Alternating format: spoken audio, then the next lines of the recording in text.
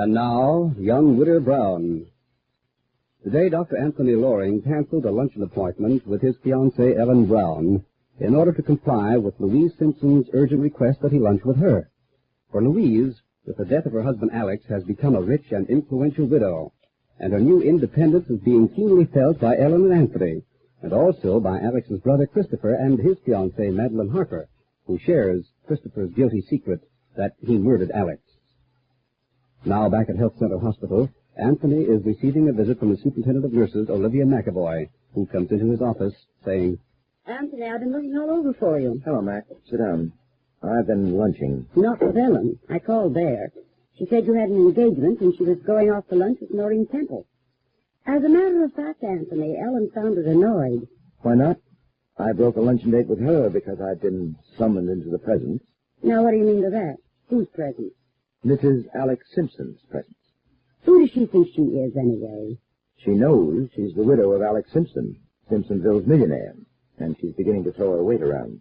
You are telling me? She had me on the telephone. She wants to inspect the nurse's home and meet the girls. She says, after all, she must put her grief behind her and get into the work her husband left her to do. We're going to have trouble with Louise Simpson, Mac. She has all the tender qualities of a cactus. And I'm scared. How do you like that, Mac? Really scared. Now, Anthony. Louise was always a clinging vine before. She was a pest. But now she's a pest with money. And a lot of that money belongs to the hospital. And confound it, Mac, I found myself bowing and scraping to her. And I know blame well that I'll jump through hoops if it means she'll give us that extra money for the new laboratories. What happened to Louise? She came into a lot of money. And she lost her husband, and she hated it. She's able to get even with a lot of people she thinks pushed her around, including Madeline Harper, her brother-in-law's fiancée. Yes, Louise is riding high on a mixture of revenge and newfound self-confidence. Well, what can we do? I'm not sure. She's going to stay here in Simpsonville? Yes, and she's going to be in our hair, Mac. She feels she has a mission now, the hospital, doing good to all mankind and so on. And how's it going to affect you and Ellen? How do you think? Louise has always had this secret crush on me. She hasn't sense enough to know that she's being pretty absurd, and she's going to make the most of it. Answer that for me, will you, Mac? If it's Louise, I'm not here. Dr. Loring's office. Miss Macavoy speaking. Just a moment, please. It isn't Louise, Anthony. It's Madeline Harper. And she says it's urgent. Now, a little later, Ellen has returned from her drive with her friend Noreen Temple, and as she is in her garden looking over her spring planting, she hears... Hello, Ellen. Oh, Louise, hello. I saw your car in the garage, so I knew you were home. What in the world are you doing? Checking my tulips. Oh, your garden is really charming, Ellen. I've got to get busy at the house. So, of course, the season is well on now. But Alex never did like Simpsonville in the summer.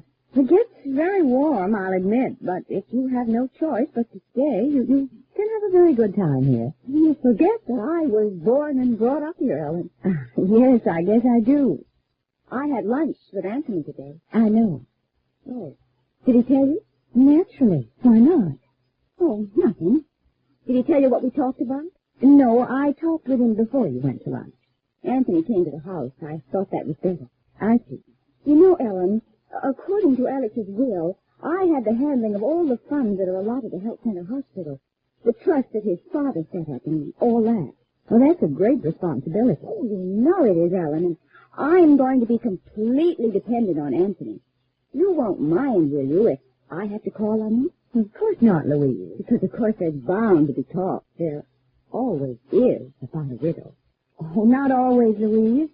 I'm a widow, remember? Fortunately, I've been free of that kind of thing. Oh, well, what I meant was... Oh, I think everybody will understand just why you're seeing Anthony, Louise. I'm sure there won't be any doubts about it. That remark could be interpreted two ways, Ellen. Could it?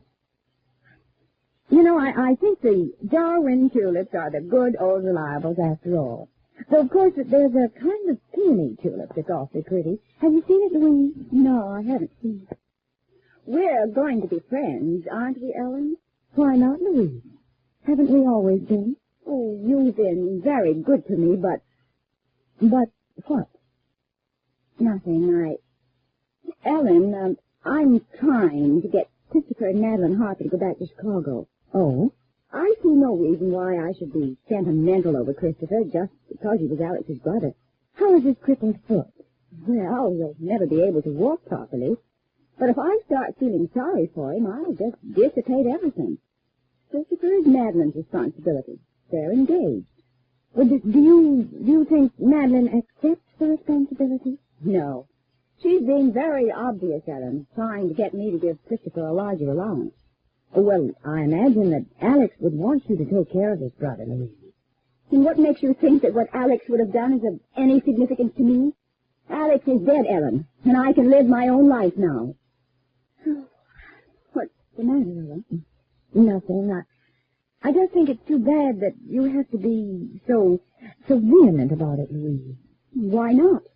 Marilyn Harper did all she could to make Alex hate me, and I hate her for it.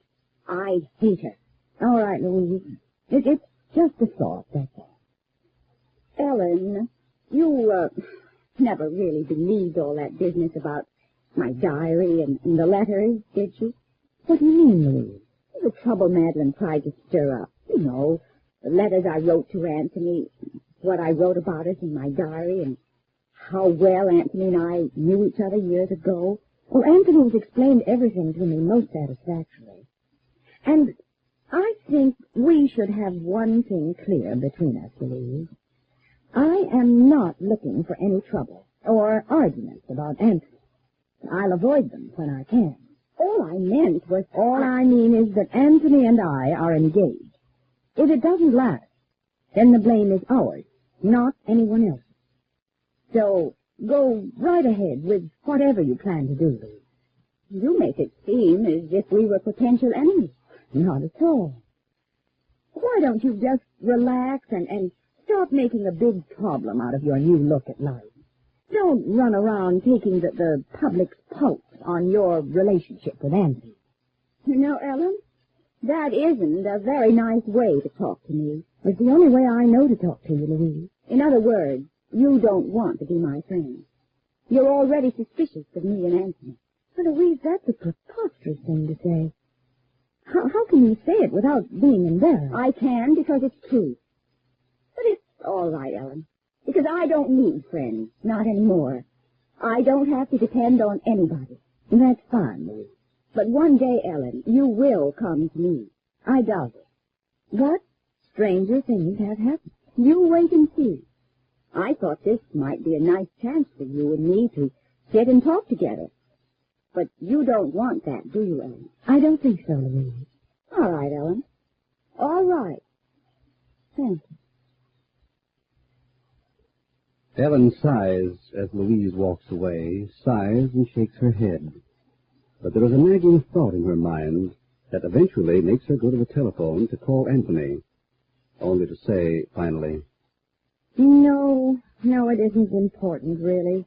It's just Mrs. Brown calling. Look, if Dr. Loring does come in, ask him to call me. And Louise, arriving back at her house, is greeted by Marilyn Harper, who now says, I've been waiting for you, Louise. I want to talk to you. Oh, it's been quite a day, Madeline. I don't think I want to go in for any long, emotional conversations. This is business, pure and simple. Well, that's better. Where's Christopher? Chris has gone to bed. He took a sleeping pill because he was so disturbed after you left him. I think he takes too many sleeping pills myself. My husband would be alive now if Christopher hadn't taken a sleeping pill and not heard him falling down the stairwell. But that would have been too bad for you, Louise, if Alex hadn't fallen and died. All right, Madeline. What's the talk about? Let's get to the point. I have something to sell, Louise. Something that I think you would like to buy. Louise looks at Madeline and knows that the proposition concerns her diary and the letters which are in Madeline's possession. What was Madeline's call to Anthony about?